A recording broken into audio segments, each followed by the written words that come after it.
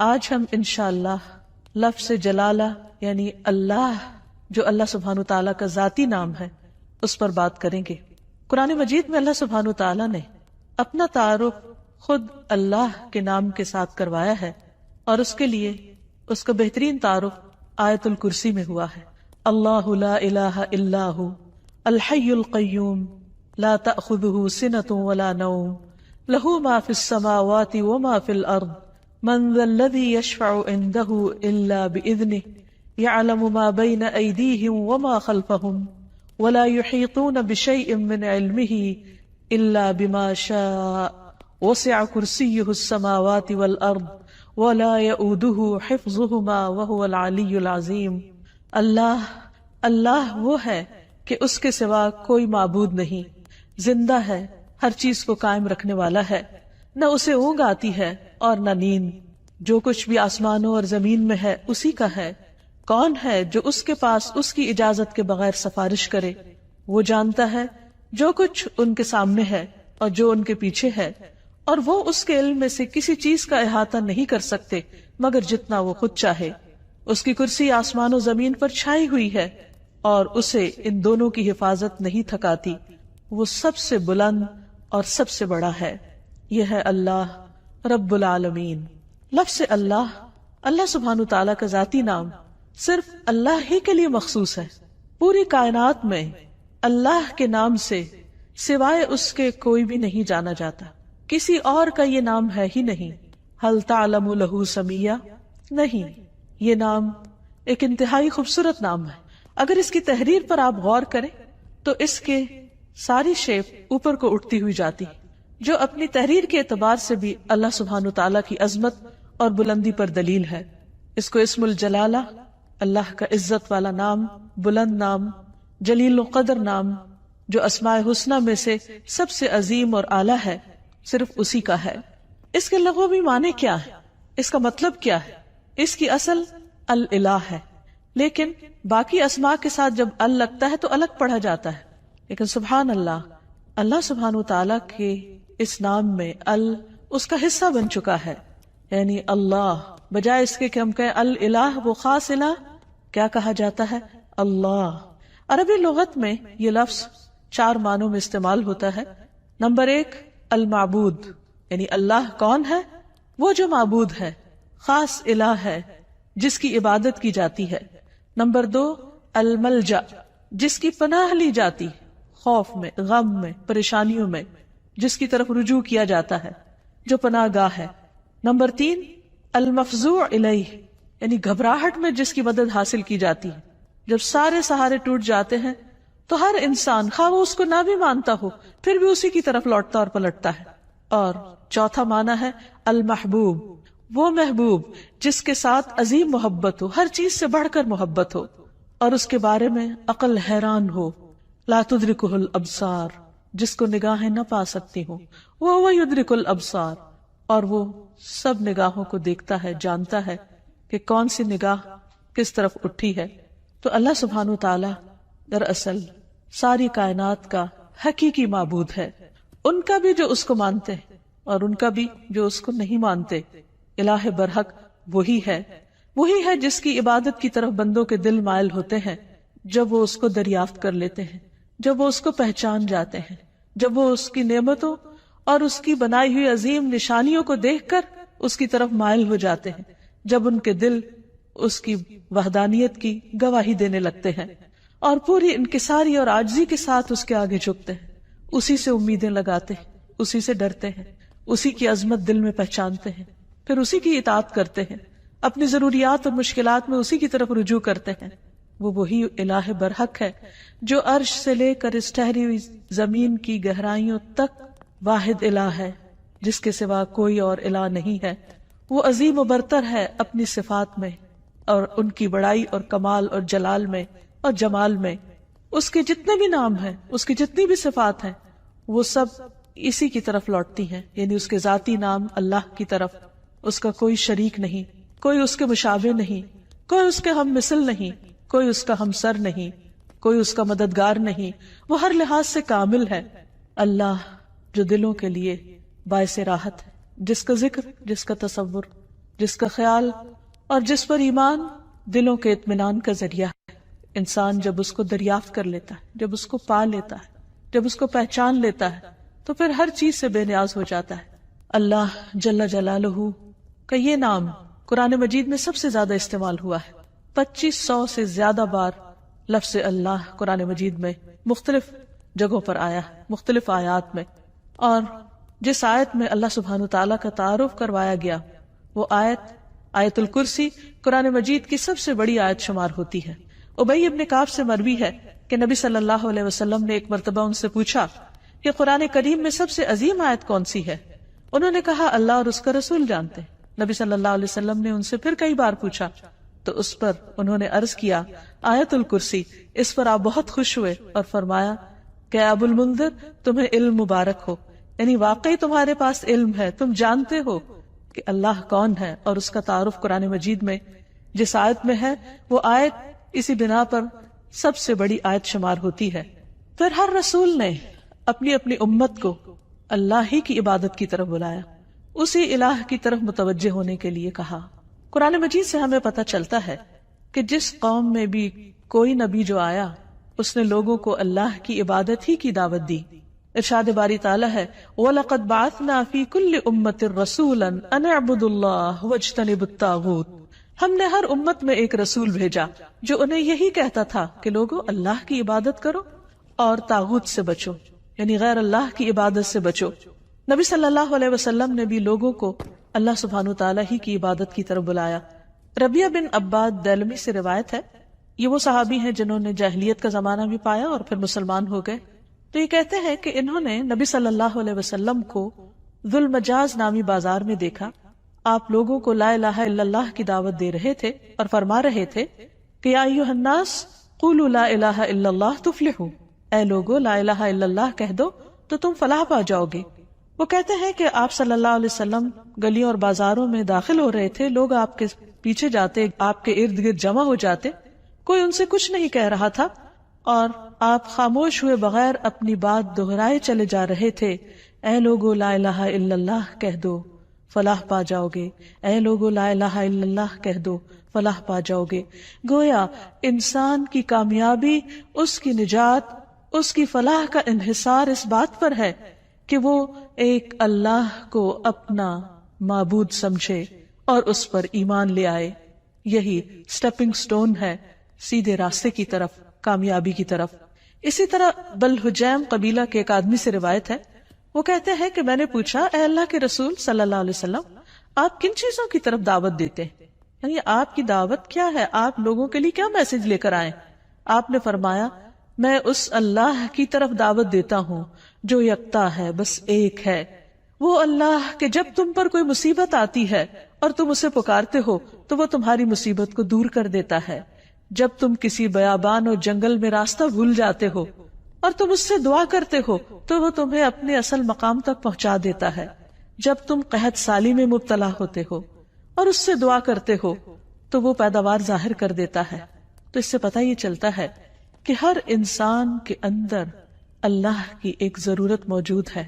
جب وہ دیکھتا ہے کہ اس کے آس پاس کے سب سہارے گم ہو گئے ہیں تو وہ اس ہستی کو پکارتا ہے جس نے اس کو پیدا کیا اور جس نے اس کے ساتھ ضروریات رکھی اور ان ضروریات کو پورا کرنے کا انتظام بھی فرمایا۔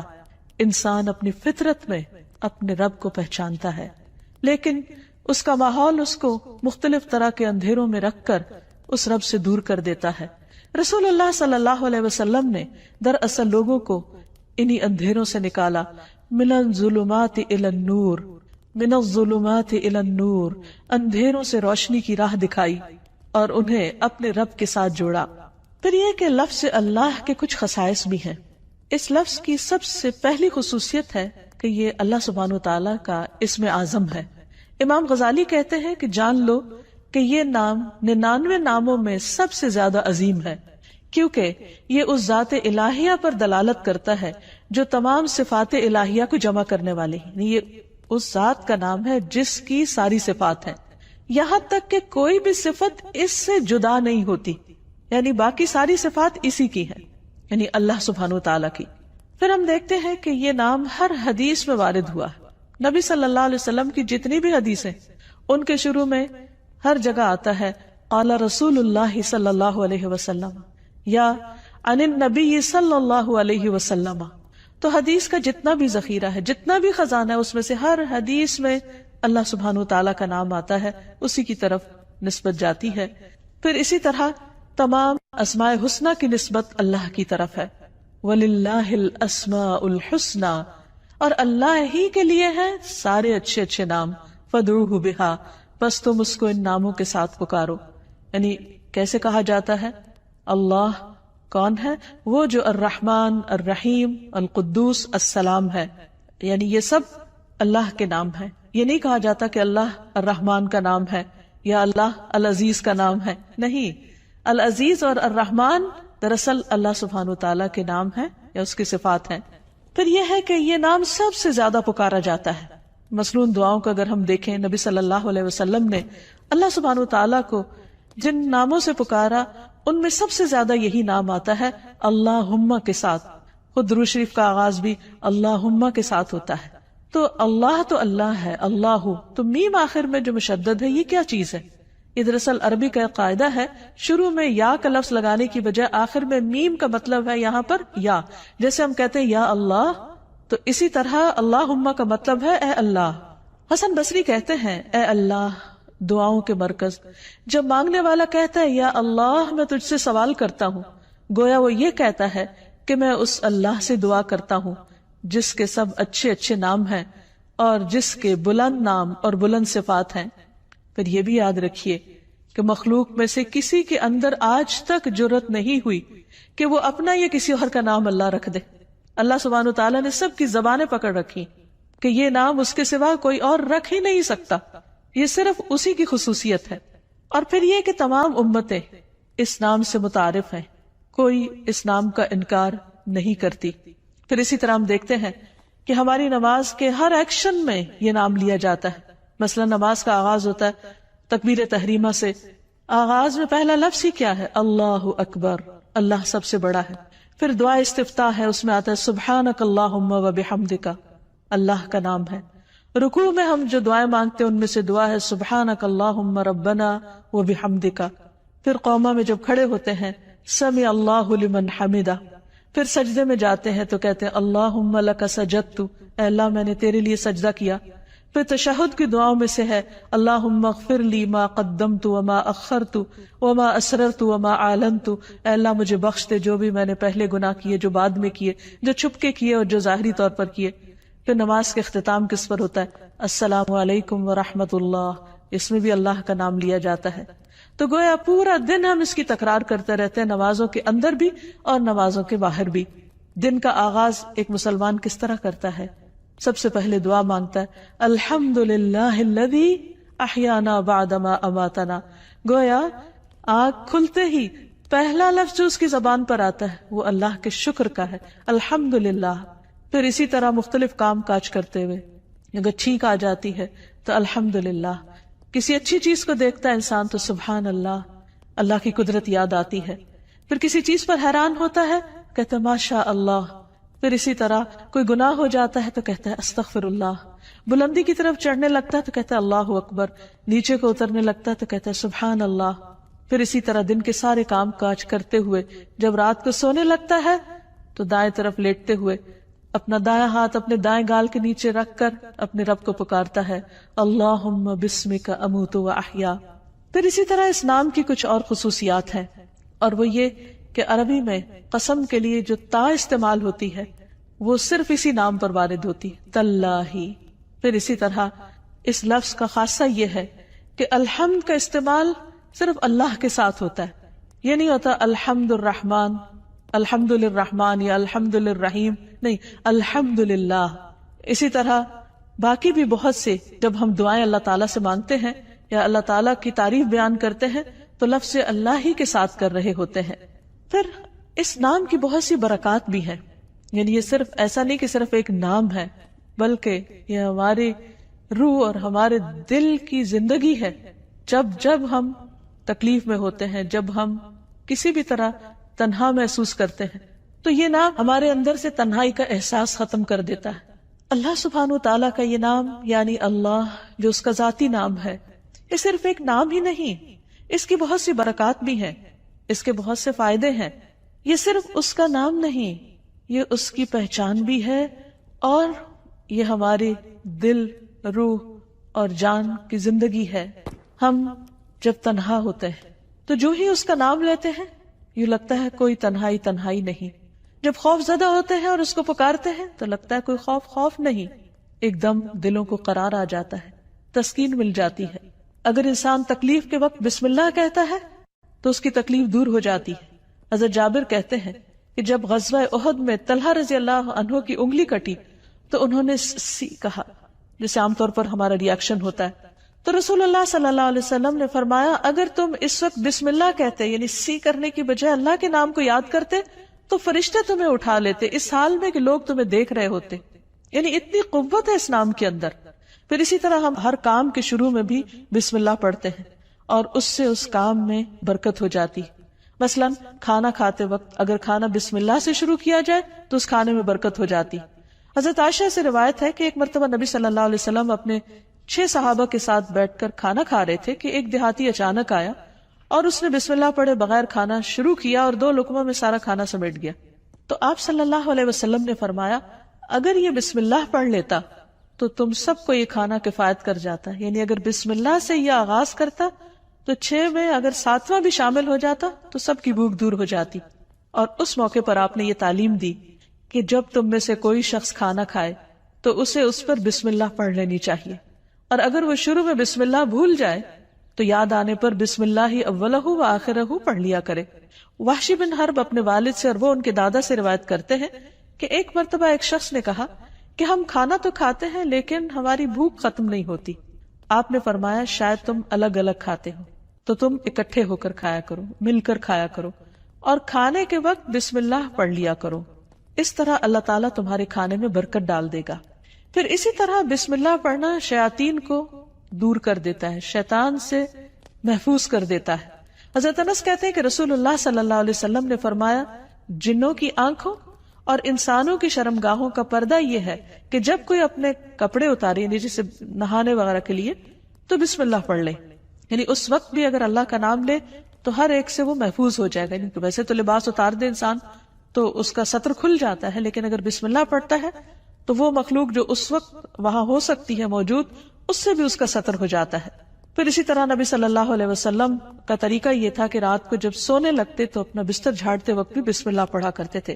ابو ہریرہ کہتے ہیں کہ رسول اللہ صلی اللہ علیہ وسلم نے فرمایا جب تم میں سے کوئی اپنے بستر پر جائے تو اپنے تہبند کے پلو سے، یعنی اس کا ایک کونا پکڑے اور اس سے اپنے بستر کو جھاڑے اور ساتھ بسم اللہ پڑھے، کیونکہ وہ نہیں جانتا کہ کون اس کے بعد اس کے بستر پر آیا. ہو سکتا ہے کوئی ایذا دینے والا، تکلیف دینے والا کیڑا مکوڑا ہو. تو جب اللہ کا نام لیا جائے گا تو کوئی چیز اس کو رات سوتے وقت نقصان نہیں دے گی. لیکن اس کے برعکس جب کوئی شخص اللہ کا نام نہیں لیتا تو پھر وہ کئی قسم کے نقصان اٹھا سکتا ہے. مثلا کھانے میں اگر بسم اللہ نہیں پڑھی تو وہ چیز شیطان کا رزق بن سکتی ہے. ابن عباس کہتے ہیں رسول اللہ صلی اللہ علیہ وسلم نے فرمایا کہ ابلیس نے کہا اے رب تو نے اپنے ساری مخلوق کا رزق واضح طور پر بتا دیا ہے، تو میرا رزق کہاں ہے، میں کیا کھاؤں گا؟ فرمایا ہر وہ چیز جس پر میرا نام نہ لیا جائے وہ تمہارا رزق ہے. تو اس سے آپ اندازہ لگائیے کہ ہم جب کھانے پر اللہ کا نام نہیں پڑھتے تو یہ معمولی سی بات نہیں ہے. ہم دراصل اپنا ہی کھانا اپنے دشمن کو کھلا رہے ہوتے ہیں. پھر اسی طرح جب انسان گھر میں داخل ہوتا ہے تو گھر میں داخل ہوتے وقت اگر اللہ کا نام نہیں لیتا اور کھانا کھاتے وقت اللہ کا نام نہیں لیتا تو شیطان کہتا ہے کہ آج اس گھر میں تمہارے لیے کھانا بھی ہے اور رات گزارنے کی جگہ بھی ہے. لیکن اگر بسم اللہ پڑھتا ہے انسان تو وہ کہتا ہے کہ آج اس گھر میں نہ کھانا ہے اور نہ تمہاری رات گزارنے کی جگہ ہے. پھر اسی طرح جس مجلس میں اللہ کا نام نہ لیا جائے وہ مجلس قیامت کے دن انسان کے لیے حسرت کا باعث بنے گی. رسول اللہ صلی اللہ علیہ وسلم نے فرمایا جو لوگ کسی جگہ پر مجلس کریں لیکن اس میں اللہ کا ذکر نہ کریں وہ ان کے لیے قیامت کے دن حسرت کا باعث ہوگی. اور جو آدمی کسی راستے پر چلتے ہوئے اللہ کا ذکر نہ کرے وہ چلنا بھی قیامت کے دن اس کے لیے حسرت کا باعث ہوگا. جو آدمی اپنے بستر پر آئے لیکن اللہ کا نام نہ لے وہ اس بستر پر آنا بھی اس کے لیے باعث حسرت ہوگا. یعنی زندگی میں کوئی بھی کام کاج کرتے وقت جب اس کام کاج میں اللہ کا ذکر نہیں ہوتا، اللہ کی یاد نہیں ہوتی، اللہ کا نام نہیں ہوتا تو قیامت کے دن ایسے سارے اعمال انسان کے لیے حسرت و یاس کا ذریعہ بن جائیں گے کیونکہ جس کام کو انسان بسم اللہ پڑھ کر شروع کرتا ہے وہ کام اس کے لیے عبادت ہو جاتا ہے. کھانا کھانا بظاہر صرف دنیا کا ایک کام ہے، یعنی دنیاوی کام ہے، بظاہر دیکھنے میں کوئی عبادت نہیں ہے، لیکن صرف بسم اللہ پڑھ کر جب آغاز کرتا ہے انسان تو وہ سارا کھانے کا عمل اس کے لیے عبادت بن جاتا ہے. اللہ کا نام لے کر انسان اپنے بستر میں جاتا ہے تو وہ سونا عبادت بن جاتا ہے. وہ واک کر رہا ہے، اللہ کا ذکر کر رہا ہے، گھر سے نکلتا ہے بسم اللہ توکلت علی اللہ پڑھتا ہے، وہ گھر سے نکلنا اس کے لیے عبادت بن جاتا ہے اور اس کو شیاطین کے شر اور دیگر شر سے محفوظ رکھنے کا ذریعہ بن جاتا ہے. اللہ سبحانہ و تعالیٰ نے مختلف چیزوں کے ساتھ اپنے اس نام کو رکھ کر انہیں شرف اور عزت بھی بخشا ہے. مثلا بیت اللہ، اللہ کا گھر، یہ نہیں کہ اللہ تعالیٰ وہاں رہتے ہیں، لیکن اس گھر کو عزت اور شرف بخشی اپنے نام کی طرف نسبت دے کر. پھر اسی طرح آپ نے فرمایا نبی صلی اللہ علیہ وسلم نے کہ 3 لوگ اللہ کے وفد ہیں، یعنی اللہ تعالیٰ ان کو اپنا وفد کہتے ہیں، اپنا ڈیلیگیشن. غازی، حج کرنے والا اور عمرہ کرنے والا، ان کو بھی اللہ سبحانہ تعالیٰ نے عزت اور شرف بخشی اپنے نام کے ساتھ. پھر اسی طرح کچھ لوگوں کو اللہ تعالیٰ نے اہل اللہ کہا ہے، یعنی اللہ کے اہل. انس رضی اللہ عنہ سے مروی ہے کہ رسول اللہ صلی اللہ علیہ وسلم نے فرمایا لوگوں میں سے کچھ اہل اللہ ہوتے ہیں. آپ نے پوچھا اہل اللہ کون لوگ ہوتے ہیں؟ فرمایا اہل قرآن. اہل قرآن ہی اہل اللہ اور اس کے خاص لوگ ہیں، یعنی قرآن پڑھنے والوں کو اللہ سبحانہ تعالیٰ نے عزت اور شرف بخشی. پھر اسی طرح مساجد اللہ قرآن مجید میں آتا ہے، اللہ کی مسجدیں. پھر کچھ لوگوں کو اللہ کے پڑوسی کہا گیا. رسول اللہ صلی اللہ علیہ وسلم نے فرمایا اللہ تعالیٰ قیامت کے دن اعلان کریں گے میرے پڑوسی کہاں ہیں، میرے پڑوسی کہاں ہیں. فرشتے پوچھیں گے اے رب کسے زیب دیتا ہے کہ وہ تیرے پڑوس میں آئے، تیرا پڑوسی بنے. اللہ تعالیٰ فرمائے گا مساجد کو آباد کرنے والے کہاں ہیں، یعنی مسجد کو اللہ نے اپنا گھر کہا اور مسجد کی خدمت کرنے والے کو اپنا پڑوسی کہا. پھر اسی طرح جو لوگ اللہ کے دین کی خدمت کریں، اس کی مدد کریں، ان کو اللہ تعالیٰ نے انصار اللہ کہا اور اس کے لیے دعوت عام بھی دی. یا ایھا الذین آمنوا کونوا انصار اللہ، اے لوگو جو ایمان لائے ہو اللہ کے مددگار بن جاؤ. پھر اسی طرح قوم سمود کی اونٹنی کو جو خاص نشانی کے طور پر ظاہر ہوئی اس کو ناقۃ اللہ، اللہ کی اونٹنی کہا. اور حقیقت یہ ہے کہ اللہ کے نزدیک بندوں کے ناموں میں سے بھی جو پسندیدہ نام ہیں ان میں سے ایک عبداللہ اور دوسرے عبد الرحمن ہے، جیسے کہ نبی صلی اللہ علیہ وسلم نے ہمیں تعلیم دی ہے. جب ایک بندہ اس نام کے ساتھ اللہ کو پکارتا ہے تو اس کی دعا سنی جاتی ہے، اس کی دعا قبول ہوتی ہے. اور اس کے بارے میں ہم دیکھتے ہیں کہ رسول اللہ صلی اللہ علیہ وسلم کی اکثر دعائیں اسی نام کے ساتھ شروع ہوتی تھی. آپ صلی اللہ علیہ وسلم ہر نئے مسلمان ہونے والے کو جو دعا سکھایا کرتے تھے اللہم اغفر لی وارحمنی واہدنی وارزقنی، اے اللہ تو مجھے معاف کر دے، اے اللہ تو مجھ پر رحم فرما اور مجھے ہدایت دے اور مجھے رزق عطا فرما. پھر اسی نام کے ذریعے جب آپ صلی اللہ علیہ وسلم اللہ کے راستے میں نکلتے، جہاد پر جاتے، تو آپ اسی نام کے ذریعے اللہ تعالیٰ سے مدد چاہتے. زندگی میں انسان پر بہت سی مشکلات اور بہت سی تکلیفیں آتی رہتی، ایسے میں بعض اوقات انسان ڈپریشن کا شکار ہو جاتا ہے، اسے یہ نہیں پتہ چلتا کہ اب وہ کیا کرے. لیکن اس کا حل نبی صلی اللہ علیہ وسلم نے ہمیں بتایا ہے. حضرت اسماء بنت امیس کہتی ہیں کہ مجھ سے رسول اللہ صلی اللہ علیہ وسلم نے فرمایا کیا میں تمہیں ایسے کلمات بتاؤں کہ جن کو پڑھنے سے غم اور پریشانی دور ہو جاتی ہے، اور وہ ہے اللہ اللہ ربی لا اشرک بہ شیئا، اللہ اللہ ہی میرا رب ہے، میں اس کے ساتھ کسی کو شریک نہیں کرتا. جب انسان کثرت سے اس کی تکرار کرتا ہے تو بڑے سے بڑا رنج اور غم دور ہو جاتا ہے، کیونکہ نبی صلی اللہ علیہ وسلم نے جو بھی ہمیں تعلیم دی ہے وہ دراصل اللہ سبحانہ تعالیٰ ہی نے آپ کو دی تھی، اور اسی کی روشنی میں آپ نے وہ تمام چیزیں ہمیں سکھائیں. اسی طرح حضرت یعقوب علیہ السلام پر جب بہت غم آیا بیٹے کی جدائی کا تو انہوں نے بندوں سے شکوہ شکایت نہیں کی، بلکہ کیا کہا انما اشکو بثی وحزنی الی اللہ، انما اشکو بے شک میں شکوہ کرتا ہوں، بثی وحزنی اپنے رنج و غم کا، الی اللہ صرف اللہ کی طرف. اور حقیقت یہ ہے کہ جب انسان ایسی حالت میں اللہ کی طرف رجوع کرتا ہے تو اللہ سبحانہ وتعالیٰ اپنے غیب کے خزانوں سے اس کی مدد کرتا ہے اور اس کو تنہا نہیں چھوڑتا، اس کو تھام لیتا ہے. لفظ اللہ کے ساتھ پکارنا دعاؤں کی قبولیت کا ذریعہ بنتا ہے. ایک اور روایت سے ہمیں پتہ چلتا ہے، عبداللہ بن بریدہ اسلمی اپنے والد سے روایت کرتے ہیں کہ نبی صلی اللہ علیہ وسلم نے ایک شخص کو دعا میں پکارتے ہوئے سنا اللہم انی اسألک بأنی اشہد انک انت اللہ لا الہ الا انت الاحد الصمد الذی لم یلد ولم یولد ولم یکن لہ کفوا احد. تو آپ نے فرمایا قسم ہے اس ذات کی جس کے ہاتھ میں میری جان ہے، اس نے اللہ کے اس نام کے ساتھ دعا کی ہے جس کے ساتھ دعا کی جائے تو قبول کی جاتی ہے، اور اگر سوال کیا جائے تو عطا کر دیا جاتا ہے. یعنی بندہ اپنے رب سے جو کچھ مانگتا ہے رب اسے عطا کرتا ہے. تو جو شخص اپنے الہ حقیقی کو پہچان لیتا ہے پھر وہ اسی سے مانگتا ہے اور اسی کی عبادت کرتا ہے. ایاک نعبد و ایاک نستعین، وہ اسی کی اطاعت اور بندگی کے لیے اسی کو راضی کرنے کی کوشش کرتا ہے، اور اگر اس کو راضی کرنے میں کسی اور کو ناراض بھی کرنا پڑے تو وہ اس سے ڈرتا نہیں، کیونکہ جو اللہ کو راضی کرتا ہے اللہ سبحانہ وتعالی اس کی حفاظت کرتے ہیں، اور جو بندوں کو راضی کرنے کے لیے اللہ کو ناراض کر دیتا ہے پھر اللہ تعالیٰ اسے بندوں کے حوالے کر دیتے ہیں. ہمارے لیے یہ بہت اہم ہے کہ ہم اپنی پوری زندگی اللہ رب العالمین کے سپرد کریں، اسی کی اطاعت اور فرما برداری میں گزاریں، جیسا کہ اللہ سبحانہ وتعالیٰ نے نبی صلی اللہ علیہ وسلم کو حکم دیا، قل ان صلاتی ونسکی ومحیای ومماتی للہ رب العالمین لا شریک لہ وبذالک امرت وانا اول المسلمین. آپ کہہ دیجئے میری نماز، میری قربانی، میرا جینا اور میرا مرنا سب اللہ رب العالمین کے لیے ہے، اس کا کوئی شریک نہیں، مجھے اسی بات کا حکم دیا گیا ہے اور میں سب سے پہلے فرما بردار ہوں، سب سے پہلے مسلمان ہوں. یعنی کسی بھی قسم کی عبادت، خواہ وہ جانی ہو یا مالی ہو، زندگی کا کوئی بھی کام ہو، سب کا سب اللہ کی رضا کے لیے ہونا چاہیے. جیسا کہ ابراہیم علیہ السلام نے اپنے آپ کو اللہ کے سپرد کیا تھا، اللہ کی اطاعت کی تھی. اذ قال لہ ربہ اسلم قال اسلمت لرب العالمین، جب اس کے رب نے کہا کہ تم اپنے رب کے حوالے کر دو اپنے آپ کو، تو انہوں نے کیا کہا کہ میں رب العالمین کا فرما بردار ہو گیا. ایسا ہی دین دراصل اللہ کا مطلوب دین ہے کہ بندہ اپنے آپ کو اللہ کے حوالے کرے، اسی کا فرما بردار بن جائے، اسی کا اطاعت گزار بن جائے.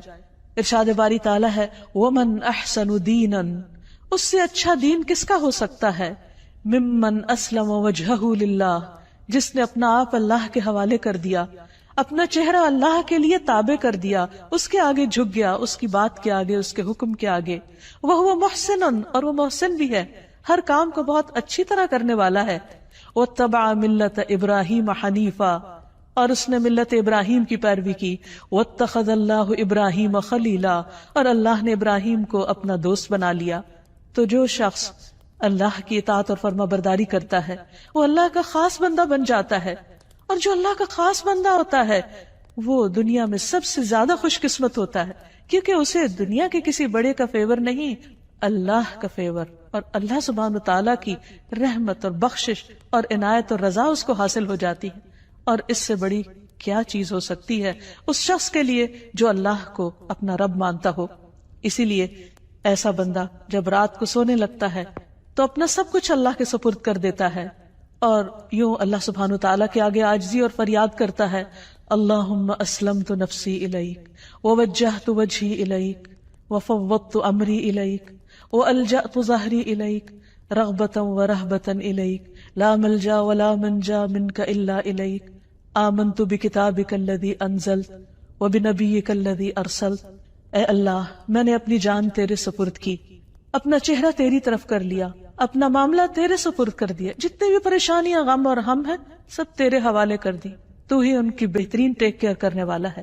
اپنے آپ کو تیری طرف متوجہ کیا، تجھی پر بھروسہ کیا، تیری طرف رغبت اور تیری خوف کی وجہ سے تیرے سوا کوئی جائے پناہ نہیں. میں تیری کتاب پر ایمان لایا جو تو نے نازل کی، تیرے نبی پر ایمان لایا جو تو نے ہی بھیجا. ایسا شخص اگر رات کو فوت ہو جاتا ہے تو وہ فطرت پر ہوتا ہے، اسلام پر ہوتا ہے، وہ دراصل اللہ کے اس فرمان کے تابع ہوتا ہے کہ اس کا سب کچھ اپنے رب کے لیے ہے. اور اگر وہ صبح کرتا ہے تو حدیث میں آتا ہے کہ ایسا شخص خیر پر، بھلائی پر صبح کرتا ہے. حقیقت یہ ہے کہ جو لوگ اللہ کو پہچان لیتے ہیں وہ سب سے بڑھ کر اللہ سے محبت کرنے والے ہوتے ہیں، اور یہی ان کے ایمان کا تقاضا ہوتا ہے. والذین آمنوا اشد حبا للہ، وہ لوگ جو ایمان والے ہیں وہ اللہ کی محبت میں سب سے زیادہ شدید ہوتے ہیں. نبی صلی اللہ علیہ وسلم نے فرمایا، تم میں سے کوئی شخص اس وقت تک مومن نہیں ہو سکتا جب تک اسے اللہ اور اس کے رسول دوسرے سب لوگوں سے زیادہ محبوب نہ ہو جائیں۔ ایسے لوگ صرف محبت ہی نہیں کرتے، وہ اللہ سے ڈرتے بھی ہیں، اور جو اللہ سے ڈرتے ہیں پھر وہ لوگوں سے نہیں ڈرتے، اور جب وہ اللہ سے ڈرتے ہیں تو اللہ کے ڈر سے پھر وہ اللہ کی نافرمانی کے کام چھوڑ دیتے ہیں، پھر ان کی محبت اور ان کی نفرت بھی اللہ ہی کی خاطر ہوتی ہے، پھر وہ اللہ کو کثرت سے یاد کرنے والے ہوتے ہیں اور اس حکم پر عمل کرنے والے۔ یا ایھا الذین آمنوا اذکروا اللہ ذکرا کثیرا، اے لوگ جو ایمان لے آئے ہو اللہ کا ذکر کرو، اللہ کو یاد کرو، کثرت سے یاد کرنا، وسبحوہ بکرۃ واصیلا، اور صبح و شام اس کی تسبیح بیان کرو۔ ایسے ہی لوگ سب سے آگے نکل جانے والے ہیں، ایسے ہی لوگ سب سے آگے بڑھ جانے والے ہیں، اور انہی کا انجام بہترین ہے۔ نبی صلی اللہ علیہ وسلم نے فرمایا مفردون سبقت لے گئے۔ لوگوں نے پوچھا اللہ کے رسول صلی اللہ علیہ وسلم وہ کون ہے؟ آپ نے فرمایا اللہ کا بہت زیادہ ذکر کرنے والے مرد اور عورتیں۔ اللہ سے دعا ہے کہ اللہ تعالی ہمیں ان لوگوں میں شامل کر لے جو سب سے زیادہ اس کو یاد کرنے والے ہیں، کیونکہ اسی میں دلوں کا اطمینان، دلوں کی راحت اور آخرت کی کامیابی ہے۔ وآخر دعوانا ان الحمد للہ رب العالمین۔